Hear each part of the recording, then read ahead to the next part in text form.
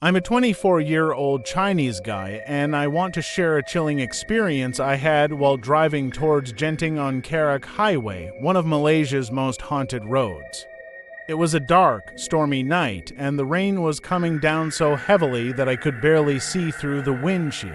As I drove up the winding road towards Genting, I noticed something strange by the side of the road. A small boy, drenched and shivering, standing there and waving for help. I felt a shiver run down my spine, but I pulled over anyway. The boy walked up to my car, his eyes wide with fear. He asked me, "Have you seen my mother?" Before I could even say a word, the boy just vanished. 1 second he was there, and the next he was gone. I looked around, confused and scared, but there was no sign of him. Trying to calm myself, I continued driving towards Genting, but things only got worse. A few minutes later, I saw a yellow Volkswagen Beetle in front of me. It was moving incredibly slowly, like it was taunting me. I thought it was just a slow driver, so I tried to pass it. But no matter how many times I got ahead of it, the same yellow car kept appearing right in front of me again and again. I could feel my anxiety growing with every appearance of the Beetle. The rain was pounding harder, and the car's headlights seemed to glow unnaturally. It felt like the car was playing a cruel game with me. Then I noticed something even more terrifying. Shadowy figures started appearing along the road, their shapes shifting and moving in the darkness. They seemed to watch me with cold and blinking eyes. The air around me grew colder, and I felt a deep sense of dread.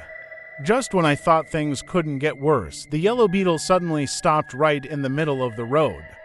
It blocked my path completely. The shadowy figures seemed to close in around me, their whispers growing louder.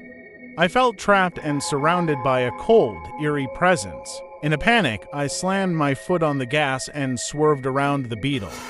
I drove as fast as I could, my heart racing and my hands shaking. The shadowy figures seemed to pull back, but I could still feel their presence. The glow of the Beetle's headlights lingered in my rearview mirror, making me feel like I was still being watched. Eventually, I reached the end of Karak Highway and was finally on my way to Genting. I looked back one last time, and the road was empty. The shadowy figures and the cursed Beetle were gone.